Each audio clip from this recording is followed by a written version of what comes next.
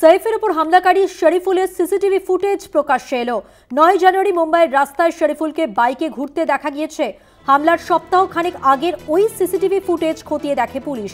TV চ্যানেলে সেই footage দেখে আতঙ্কিত হয়ে পালানোর চেষ্টা শরীফুলের। দেখছেন সেই সিসিটিভি ফুটেজ।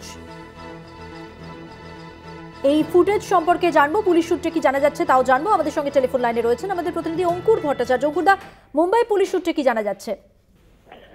দেখো, এখনো পর্যন্ত যেটা জানতে পারা যাচ্ছে, এই যে ব্যক্তি শরীফুল, সে গত কয়েকদিন ধরে অর্থাৎ সৈফ আলী খানের বাড়িতে হামলা চালানোর আগে মুম্বাইয়ের বিভিন্ন রাস্তায় এই শরীফুল সন্দেহজনক গতিবিধি ছিল, তার বিভিন্ন রাস্তায় সে ঘুরে বেরিয়েছিল। এমন কিছু সিসিটিভি ফুটেজ পেয়েছে মুম্বাই পুলিশ, যেখানে এই মুম্বাই শহরের বিভিন্ন গুরুত্বপূর্ণ রাস্তায় তাকে দেখতে পাওয়া গিয়েছে সিসি ক্যামেরায়। এবং এই বিষয়টি জানতে পারার পরে ঠিক কি উদ্দেশ্যে সে ঘুরছিল, সে কারোর নির্দিষ্টভাবে সৈফ আলী খানের বাড়িতে গিয়েছিল সেটা নিজের ইচ্ছায় ডাকাতির উদ্দেশ্যে, নাকি তাকে কেউ এর পেছনে অর্থাৎ নেপথ্যে কেউ রয়েছে কিনা, সেই বিষয়টি অত্যন্ত গুরুত্বপূর্ণ। রবিবার ধরা পড়ার পর আজকে তাকে নিয়ে সৈফ আলী খানের যে বান্দ্রার যে বাড়ি রয়েছে সদগুরু সারান, সেখানে তাকে নিয়ে যাওয়া হয়। এবং সেখানে গত বুধবার যে মধ্যরাতে সৈফের বাড়িতে সে ঢুকেছিল সেই বিষয়টি পুরোটা পুনর্নির্মাণ করা হয়, ঘটনার পুনর্নির্মাণ করা হয়। এবং সেখানেই জানতে পারা যায় যে প্রথমে অভিনেতার যে 10 তলার যে ওয়াশরুম রয়েছে, স্নানঘর রয়েছে, সেখানে সে লুকিয়েছিল।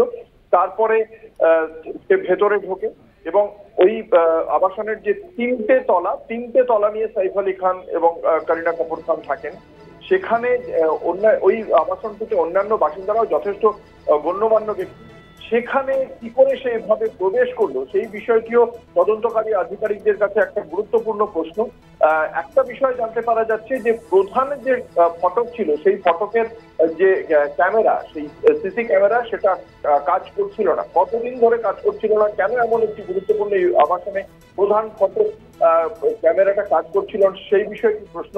এবং তাছাড়া যখন প্রবেশ করেছে তখন কি তাহলে রক্ষী ছিল না, এই প্রশ্নগুলো খুব স্বাভাবিকভাবে উঠে আসছে যে এমন একটি অভিজাত আবাসন যেখানে রক্ষীও নেই, ক্যামেরা নেই, একজন বাইরের লোক কিভাবে সেখানে অনায়াসে প্রবেশ করে যাচ্ছে।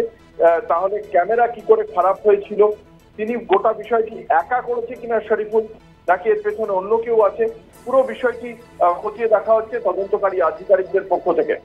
মধুবন্তী, ধন্যবাদ। কথা বললাম প্রতিনিধি অঙ্কুর ভট্টাচার্যের সঙ্গে।